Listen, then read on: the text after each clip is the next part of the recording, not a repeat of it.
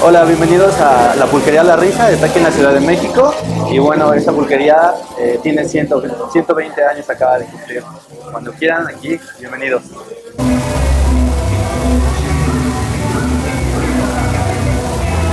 Alright y'all, so we're in a pulqueria right now in the Centro Historico in Ciudad de Mexico. We're at a little hole in the wall, really authentic place. And if you guys don't know what pulque is or a pulqueria is, we have a great story to tell you. Christian here is gonna let us know what we're having tonight. So we're having pulque. It's just normal pulque. It's not curado, as they say, or curated with flavors. It's just straight pulque. It comes from the maguey plant. Everything I'm telling you, I've learned from people in Hidalgo. I'm currently living in Hidalgo. I'm here on a fellowship. And everything I've learned, the history from the pulque, I learned from the people who actually either drink it or have people who actually grow it and harvest it to make pulque. It used to be known as a drink of the gods. This is a pre-Hispanic drink before the colonizers came to Mexico. And then became a poor people's drink. And then recently, I don't know how long ago, I can't give you a number, it's become very, very popular, and that's why you see people drink pulque anytime they come to Mexico. I've had pulque from Hidalgo, which is another place that's well known to have pulque. The only other thing I can tell you is that it doesn't last long. I believe from what I was told, it's about 2 weeks. It takes 15 days to ferment, right? Yeah. And then after that, it's done, which is why you're not gonna see it outside of Mexico. Like you're not gonna buy it, you're not gonna be able to import it. It's not like beer, it's not like tequila. No, it's not. You gotta drink it in Mexico.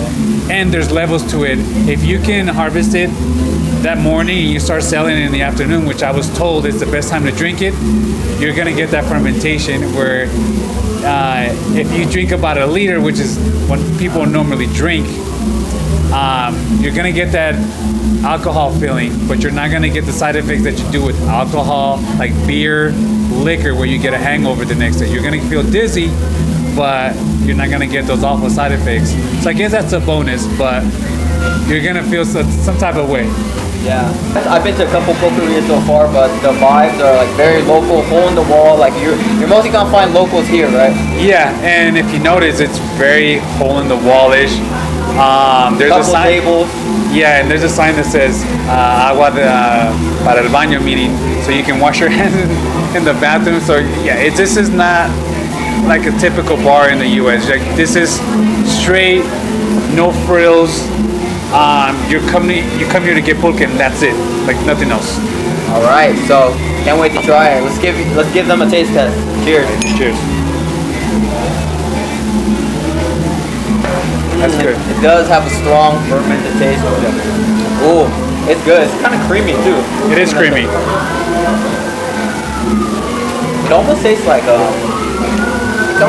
rice wine a little bit, because rice wine is also fermented. It's made by rice, like Asian rice wine, like sake in a way. Yeah, a little bit. I'm gonna admit I'm not familiar with rice wine.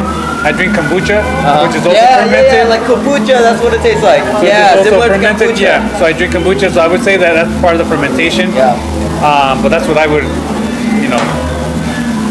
say it's similar to. Yeah. So they have different kinds too. If you guys want to spice it up a little bit, they have like with strawberry puree. They have Jamaican ones too. Different flavors, but guayaba, and then there's one nuez, which is nuts. But there's also one that's well known. I don't know if they have it here in Mexico City, but in Hidalgo it's mazapan. Which if you ate Mexican candy before, de la Rosa, which is a brand mazapan, it's really, really good. Yeah, but this is the real deal right here. This is the pure straight pulque, no flavor. So it's like, man, but if he told me there's a drink that won't give you a hangover, count me in, and it's delicious. So yeah. And Christian was telling me before, like you'll find like old men at a pulqueria, like they'll just be drinking in the daytime. The daytime is the time to drink it because they fermented in the beginning of the day, right? Or they and that's the time. At the beginning of the day. So the longer it goes, it loses that alcohol feeling.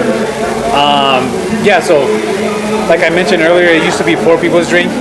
So when you go to like a pulqueria bar, you'll see just regular old people drinking it. And like now you'll see a mix of younger people because it's become popular. Where I live in Hidalgo, in Miquilpan, the spot that I went to, you can only go in if you know somebody. And the person that I went in, they knew the owner of that little stand, and that's the way I was able to get in.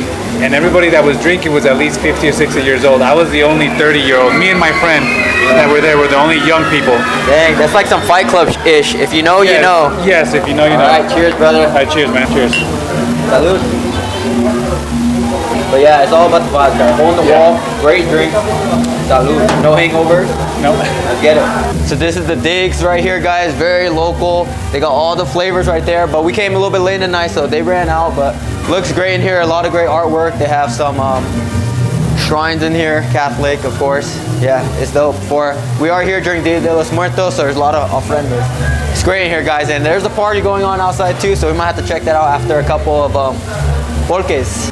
All right, guys, yeah, so I asked the owner what percentage of alcohol is in this, and he said there's actually not a percentage of alcohol because you get drunk off the fermentation of the drink. So there's not like a set amount of alcohol that they put in this. So I will tell you after I finish this cup how much I feel per my knowledge, like around what it is.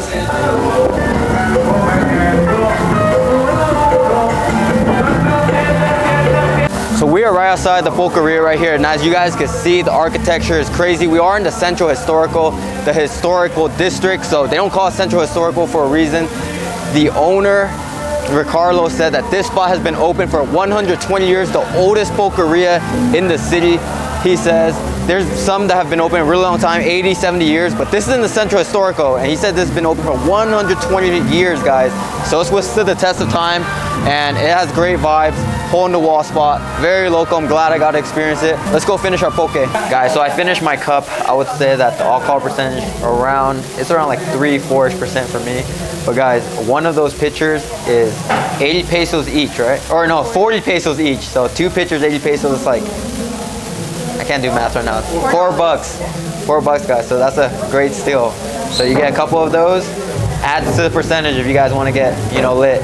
So one of the things that's great about, you know, pulquerias is it's a bit of a time capsule. You know, where else can you go in the world where you enter a spot and it's not very different than it was 50, 60 years ago?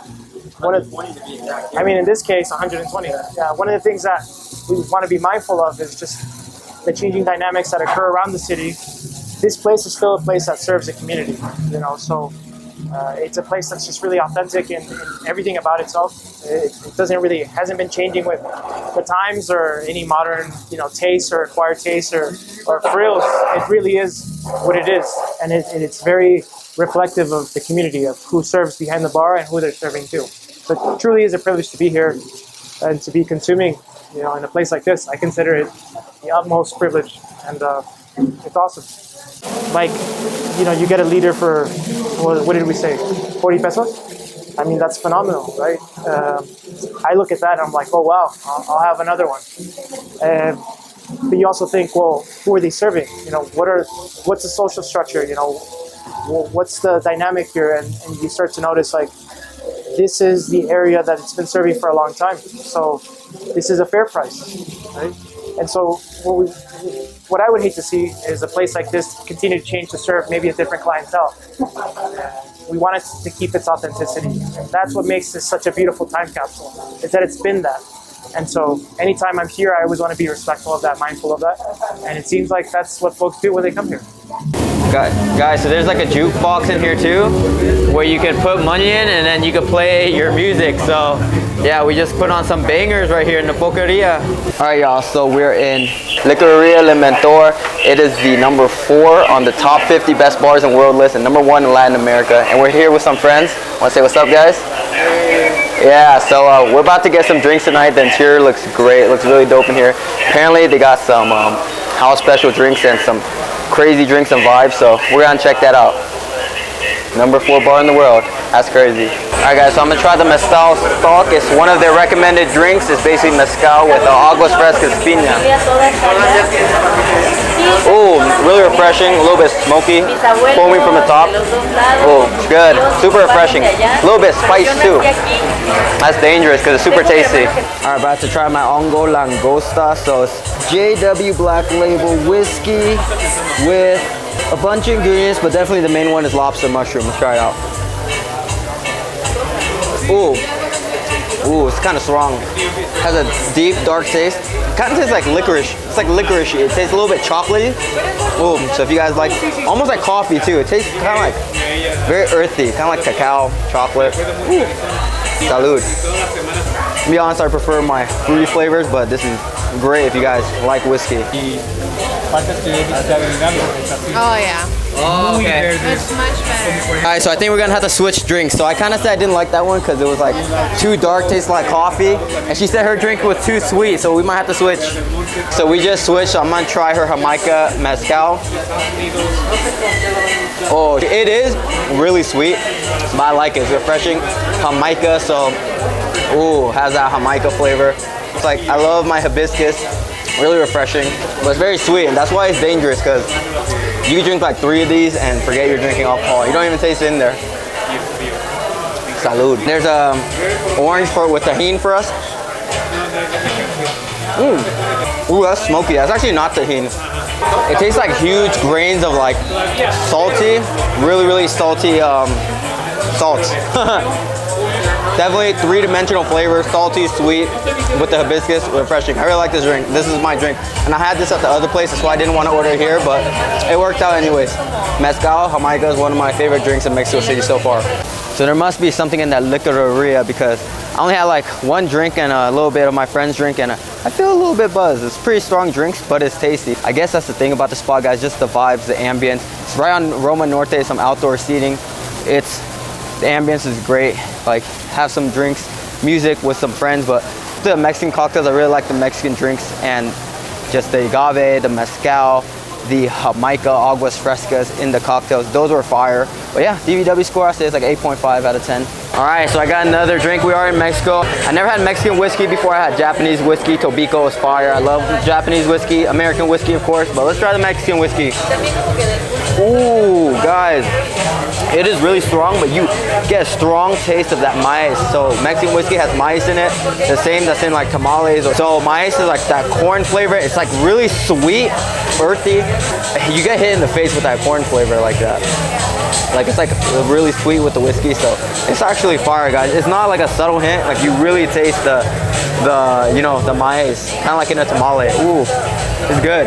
It is strong though. Like, the alcoholic flavor is like, it's up there, but it's tasty. Definitely got a sip on it. So the name of this Mexican whiskey is Whiskey Abasolo. Abasolo is the name of the brand of the Mexican whiskey. Abasolo is great. I might be butchering it, but the bartender said the corn that they use, the maize, is cacahuacingle, which is the same that they use in pozole. Everywhere there's ofrenda here, even at the bars, guys. Alright, so I hope you guys like this little tour of the bars in Mexico City. If you guys want to see more of Mexico City, I made some other travel and food vlogs, so make sure you guys check that out. Like this video and subscribe for more DVW travel and food vlogs. Deuces.